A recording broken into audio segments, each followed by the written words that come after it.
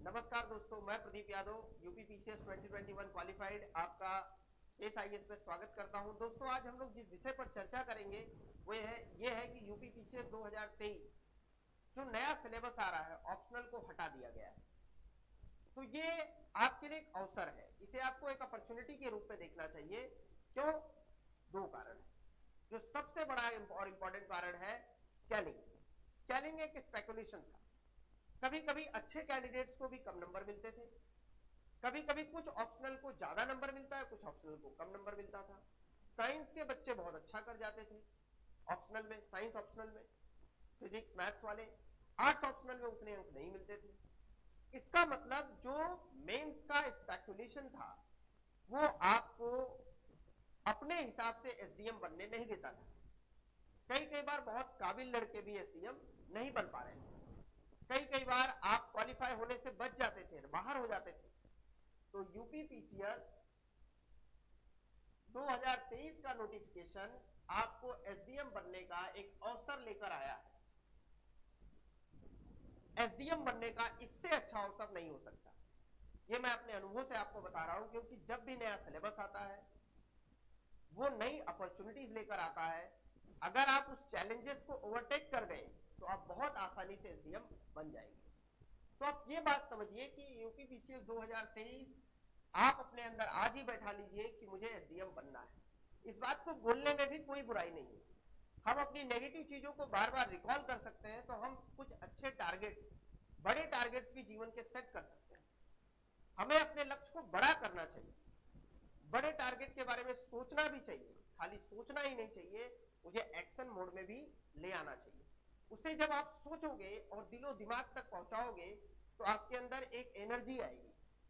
वो positive energy आपको जो चैलेंजेस आएगी उससे ओवरटेक करेगी, उससे आगे ले जाएगी। तो जो उससे आपको आगे ले जाएगी उससे आप तेजी से ग्रोथ करेंगे, तेजी से आप ऊंचाई पर जाएंगे। आप जिन चुनौतियों का सामना कर रहे होंगे उनसे आप आगे बढ़ेंगे। तो आइए देखते हैं कि यूपी पीसीएस 2023 में क्या होने जा रहा है। तो आप जैसा कि आप जान रहे हैं कि जो ऑप्शनल है उसको हटाया जा रहा है और उसकी जगह जीएस पेपर 5 और जीएस पेपर 6 ऐड करने की बात आ रही है। एक चीज तो क्लियर है, जीएस पेपर 5 और पेपर 6 इसमें एक पेपर या ही दोनों पेपर में यूपी स्पेशल के 200 अंक का तो सेक्शन रहेगा ही रहेगा। इसका मतलब है जो आयोग है वो चाहता है कि यूपी स्पेशल पर काम हो और गहराई से काम हो। और कैसे काम हो? गहराई से। अर्थात अगर कोई अधिकारी यूपी में अधिकारी बनना चाहता है, यूपी में एसडीएम बनना चाहता है, शासन में जो तहसील में अधिकारी होता है वो एक ही होता है एसडीएम, और जिले में होता है डीएम। तो अगर शासन का कोई अधिकारी बनना चाहता है तो उसे यूपी के बारे में जानकारी हो, ये शासन की मंशा है। दूसरी मंशा है कि उसे गहराई से जानकारी हो, उसे ठीक ठाक जानकारी हो, कला संस्कृति भूगोल, उसके पर्यटन के बारे में, उसके इकोनॉमिक अपॉर्चुनिटीज के बारे में, उसके challenges threats opportunities, in UP के बारे में गंभीर रूप से और गहराई से उसकी जानकारी हो। सतही जानकारी से काम नहीं चलेगा। ऐसा नहीं है 2023 के पहले यूपी में आता नहीं था यूपी स्पेशल या यूपी से संबंधित मेंस में क्वेश्चन, बिल्कुल आता था। पर उसकी नेचर क्या होती थी? वो ये था कि अगर आप आईएएस की तैयारी करते हैं, आपका रिटर्न बहुत अच्छा है, मेंस ढांचागत रूप से तैयार है, तो आप यूपी के बारे में बहुत ज्यादा भी नहीं पढ़ के जाते थे तो भी काम बन जाता था। तो यहां एक अपॉर्चुनिटी और है। जो आईएएस के बच्चे खाली आईएएस देते थे और यूपी पीसीएस का भी पेपर दे लेते थे, उनके लिए अब आसान नहीं होगा। क्यों नहीं आसान होगा? क्योंकि उन्हें अगर परफॉर्म करना है तो उन्हें भी यूपी के बारे में गहराई से पढ़ना पड़ेगा। तो ये जो यूपी स्पेशल है इससे घबराने की भी जरूरत नहीं है।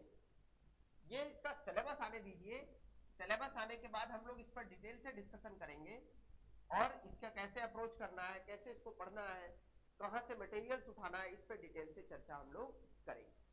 तो ये बात आपको क्लियर हुई कि यूपी स्पेशल का एक पेपर ऐड होने जा रहा है। हो सकता है स्टैटिस्टिक्स के कुछ पोर्शन को ऐड करें, बट अभी कह पाना एकदम क्लियरिटी के साथ संभव नहीं है। देखिए सिलेबस को आने दीजिए, कल 28 फरवरी जनवरी को मंगलवार को शायद सिलेबस आ ही जाए, नोटिफिकेशन संभावित है आपके सामने हो। बट एक बात आपको याद रखना है, अगर आप इस अटेम्प्ट में एसडीएम बनना चाहते हैं तो ये सबसे बड़ा अवसर है आपके जीवन में, क्योंकि नया सिलेबस है और नए सिलेबस के साथ अगर आप थोड़ा सा अपने आप को सेट किए तो पहले ही अटेम्प्ट में कम एज में भी आप एसडीएम बन सकते हैं। आइए देखते हैं कि जो पूरी लड़ाई है इसमें मेंस तो अगला चरण है और वो सिलेबस आने के बाद हम लोग डिटेल से डिस्कस भी करेंगे। उसमें बहुत बड़ा चेंज नहीं हो रहा है, ऑप्शनल हट जाना अच्छी बात है। 400 में ऑप्शनल में कितना पाता कोई अभ्यर्थी, एवरेज 220 नंबर, 230 नंबर। थोड़ी मेहनत करेंगे आप 290 नंबर तक ला देंगे नए सेक्शन में, नए सिलेबस में।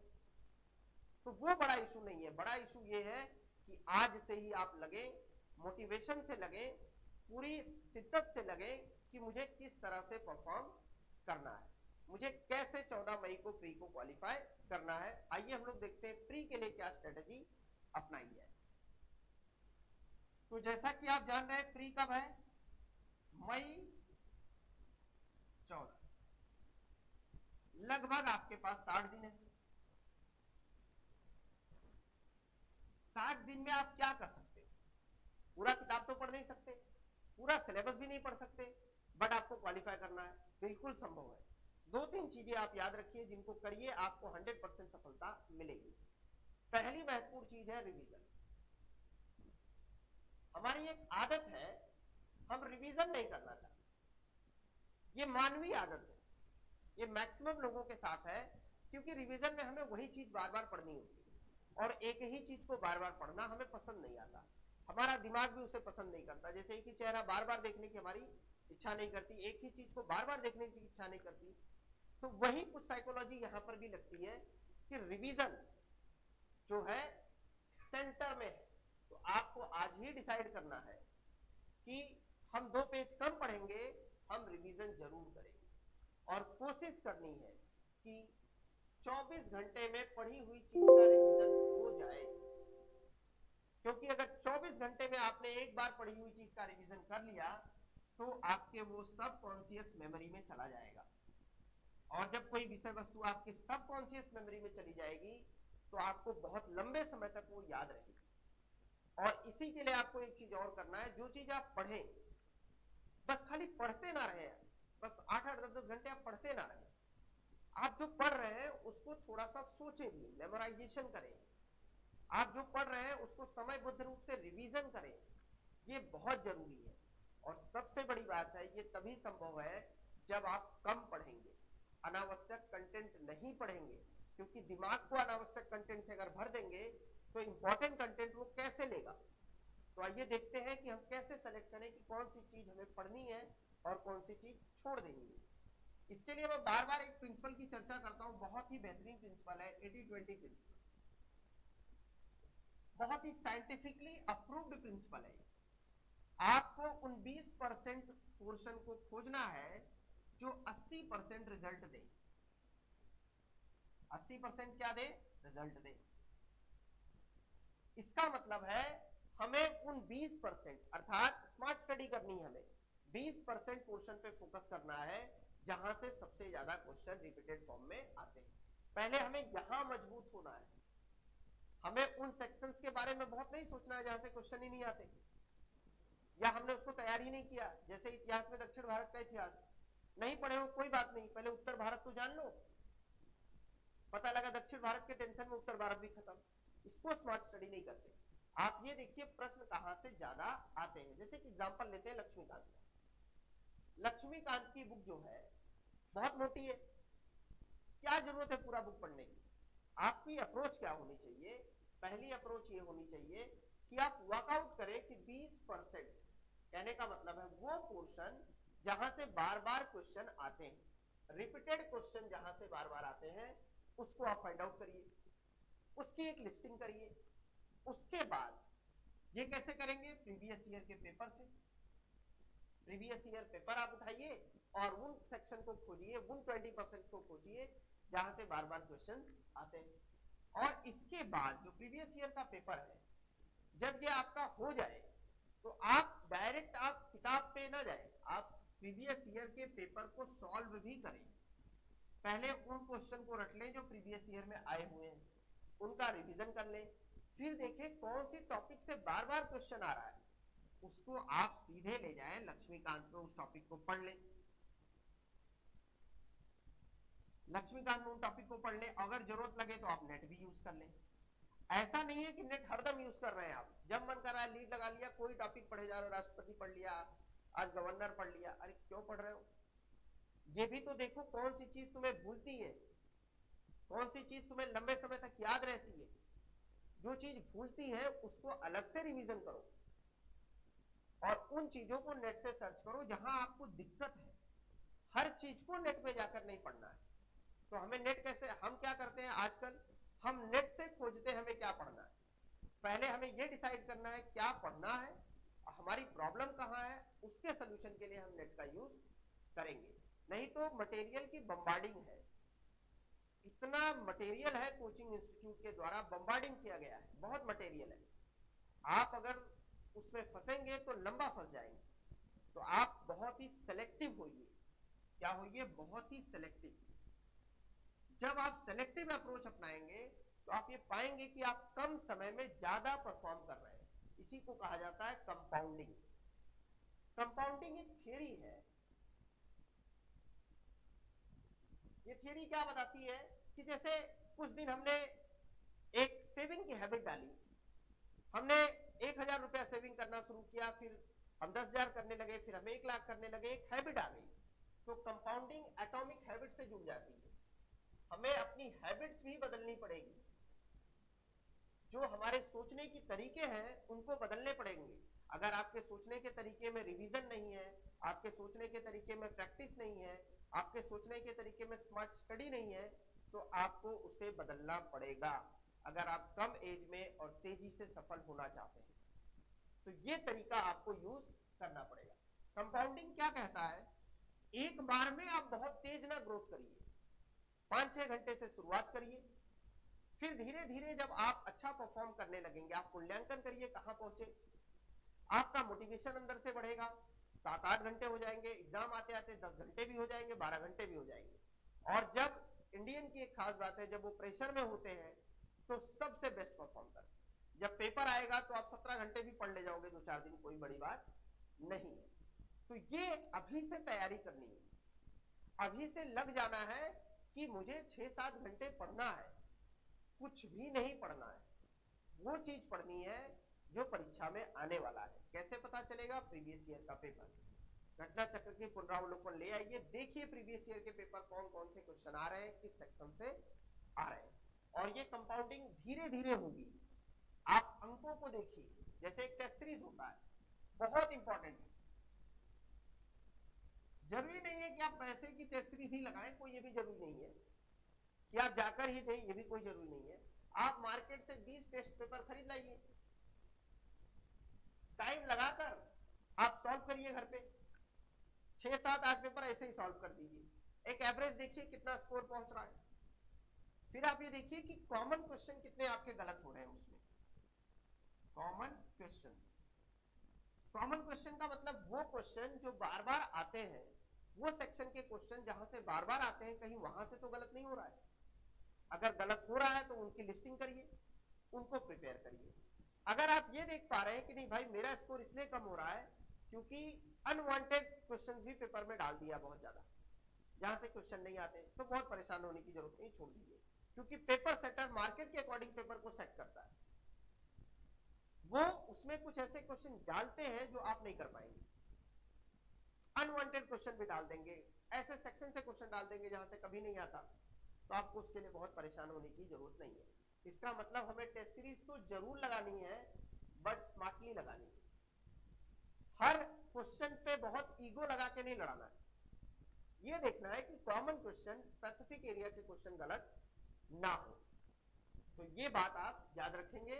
टेस्ट सीरीज बिल्कुल लगाएंगे क्योंकि प्रैक्टिस सबसे कोर पॉइंट है।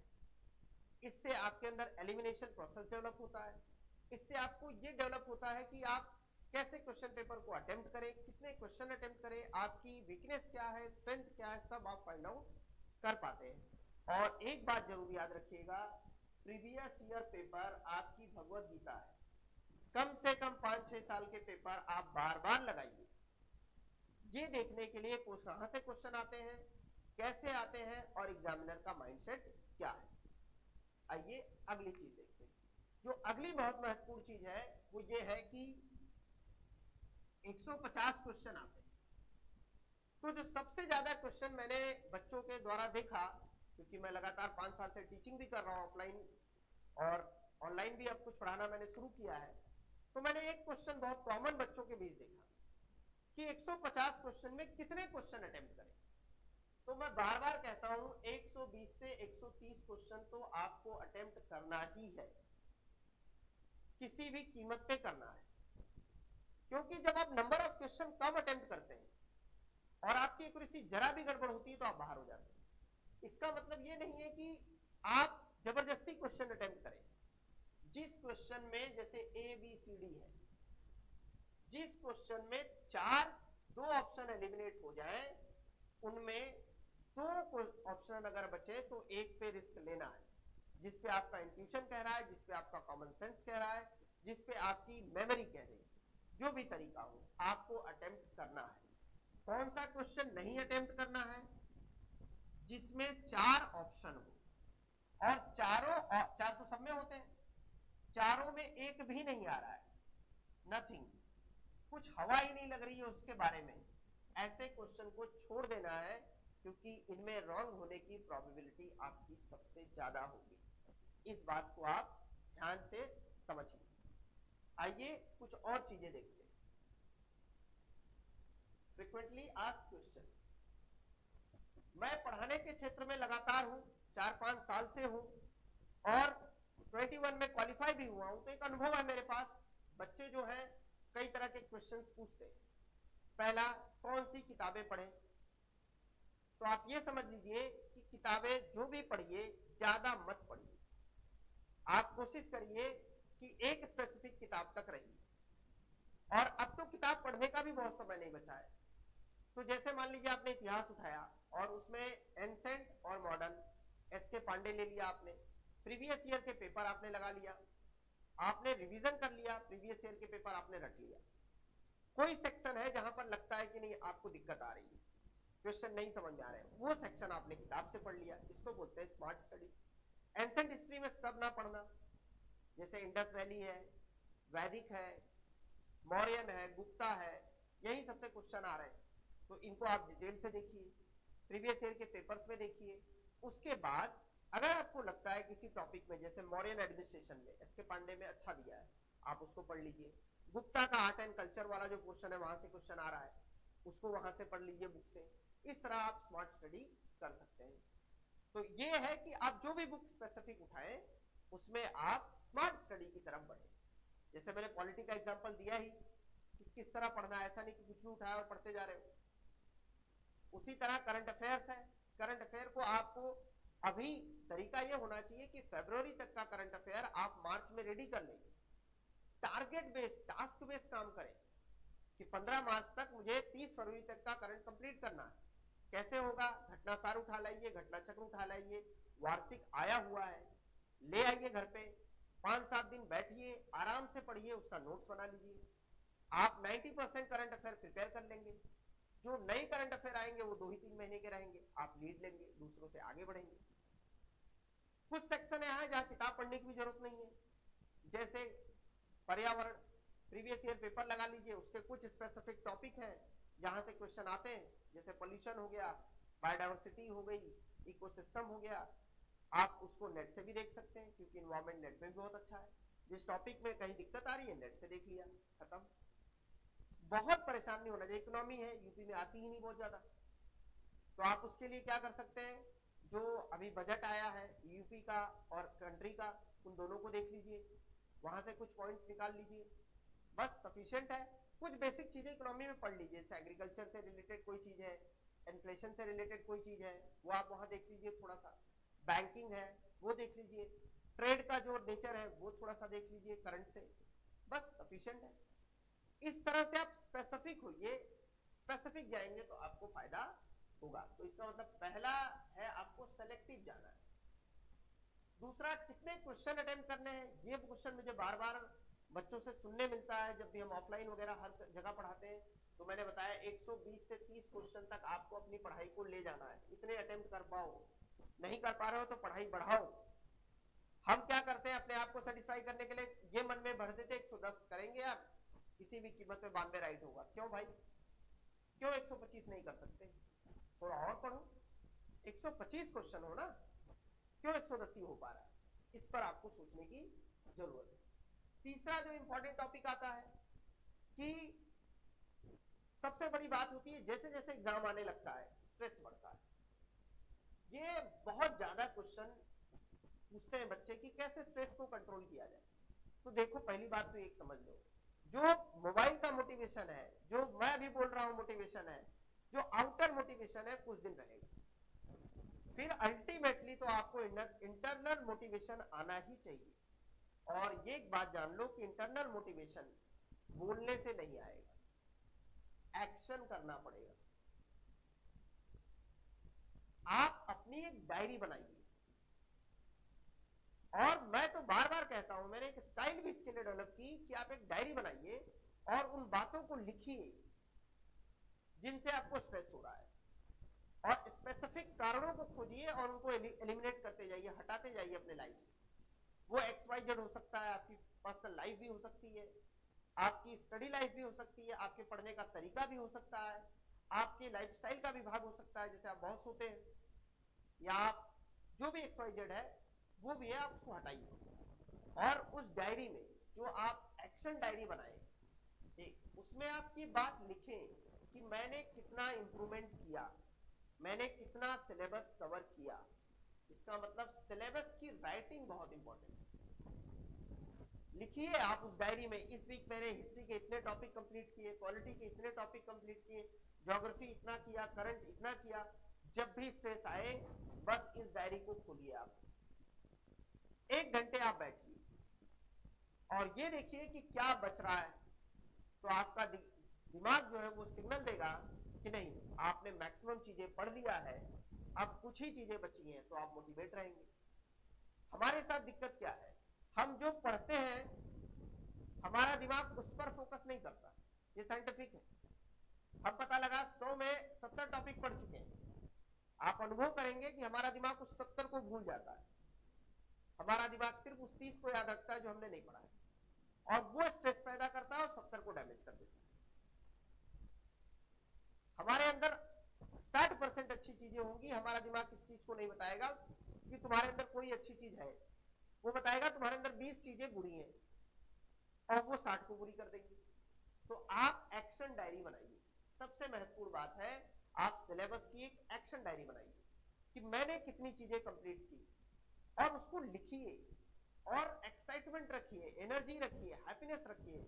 अच्छी बात है, मैंने 7 दिन में इतने टॉपिक कंप्लीट किए, बहुत मजा आ रहा है, बहुत अच्छा लग रहा है। इंजॉय करिए, कभी कभी आप जाइए डिनर पे, जाइए फ्रेंड्स के साथ जाइए, 1 घंटे 2 घंटे आप संडे को निकालिए, 5-6 घंटे इंजॉय भी करिए। मतलब स्टडी के साथ इंजॉय जरूरी है, क्योंकि जो आंख और दिमाग है उसे पढ़ना सामान्यतः पसंद नहीं आता।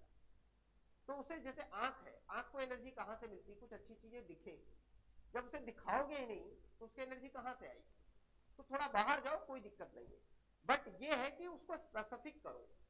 ये नहीं कि बाहर गए तो फिर बाहर ही गए, आ ही नहीं रहे अंदर, और अंदर आए तो सिर्फ अंदर ही आ गए, फिर बाहर ही नहीं जा रहे हो। तो एक्सट्रीम नहीं जाना है, मिडल पाथ पे आपको आगे बढ़ना है, इस बात को आपको ध्यान देना है।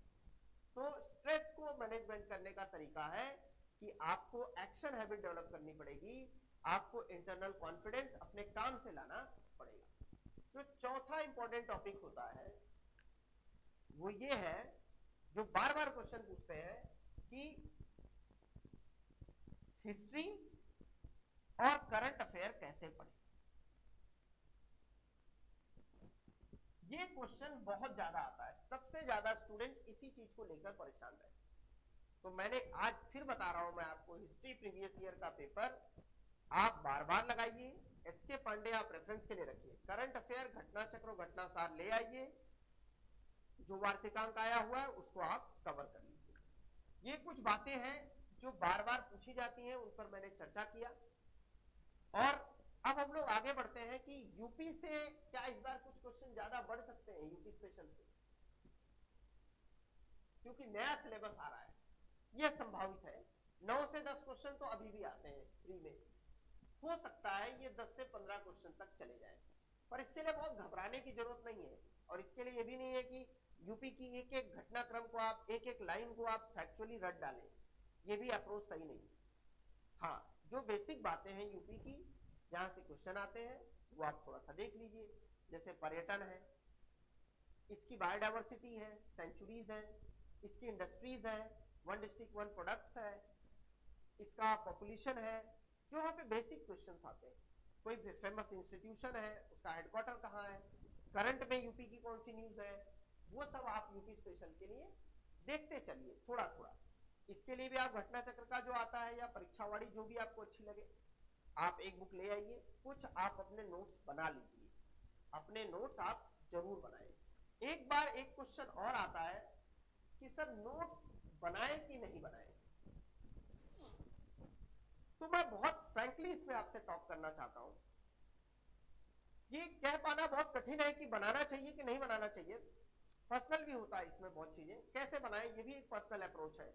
बट ये तो तय है कि नोट्स बनाने का लाभ होता है, प्रॉफिट है इसमें, ये मैंने एक लंबे अनुभव में महसूस किया। मेरे अंदर भी एक हैबिट है, नोट्स नहीं बनाता था, बट इस हैबिट का मुझे नुकसान हुआ। तो नोट्स आप जरूर बनाएं, पर ये नोट्स स्मार्ट नोट्स हो, इस बात का आप ध्यान दें। जैसे मैं अगर एग्जांपल लूं कि आपने मौर्य सभ्यता पढ़ा या इंडस वैली सिविलाइजेशन पढ़ा, मान लीजिए आपने कोई एक टॉपिक उठाया, मान लीजिए आपने प्रेसिडेंट ही उठाया और आपने प्रेसिडेंट पूरा टॉपिक पढ़ लिया, मान लेते हैं उसमें 100% फैक्ट था या 100% कंटेंट था, जो भी आप समझे, उसमें से 70% आपको याद है, तो इस 70% का नोट्स नहीं बनाना है, उसको वहीं अंडरलाइन कर देना, वहीं मार्कर वर्कर लगा के कुछ सेट कर देना। आपको वो 30% उठाने चाहिए जो आपको भूल जाता है, इसका अलग से डायरी रखिए, अलग से इसके नोट्स बनाइए। तो ये 30% जो है आपको बेनिफिट देगा, ये 30% आपके स्कोर को बढ़ाएगा, क्योंकि अगर इसको आप नहीं सुधारेंगे तो बार बार गलत होने की प्रवृत्ति बनी रहेगी। तो नोट्स बनाने का एक तरीका आपको ये यूज करना। दूसरा तरीका, इसका मतलब है जो चीजें हमें भूल जाती हैं उसका नोट्स बनाना है, ना कि पूरी किताब। पता लगा हमने एस के पांडे पढ़ा और एस के पांडे किताब पेपर में छाप दिया पूरा नोट्स बना के, तो फिर क्या ही फायदा हुआ, क्या नोट्स बनाया उसमें। नोट्स का मतलब जो भूल जाता है या जो बहुत इंपॉर्टेंट है, कोई चीज बहुत इंपॉर्टेंट है उसका नोट्स, ये दो चीजें इंपॉर्टेंट होती हैं नोट्स बनाने के दौरान। और फिलहाल जो 60 दिन बचा है उसके लिए यही तरीका इंपॉर्टेंट है नोट्स बनाने का, आप इसी को यूज करेंगे। एक बात और आप याद रखेंगे, करंट अफेयर का कुछ नोट्स आप जरूर बनाएंगे, और दूसरी बात आप याद रखेंगे, करंट अफेयर्स को अनवांटेड स्थानों से नहीं पढ़ेंगे। मार्केट में बम्बार्डिंग हो रही है, मटेरियल की बम्बार्डिंग है, और वो बम्बार्डिंग आपको डैमेज कर देगा। आप स्पेसिफिक उठाइए जहां से क्वेश्चन आ रहे हैं, जैसे वर्तमान में घटना चक्र घटनासार पढ़ लीजिए, इसके बाद अगर आपका तैयार है तो आप अन्य चीजों पर विचार करेंगे, अन्यथा आप छोड़ दीजिए। तो करंट अफेयर में भी आप सेम वही करेंगे, जो आप उसमें अंडरलाइन करके याद कर सकते हैं उसको अंडरलाइन करके याद करिए।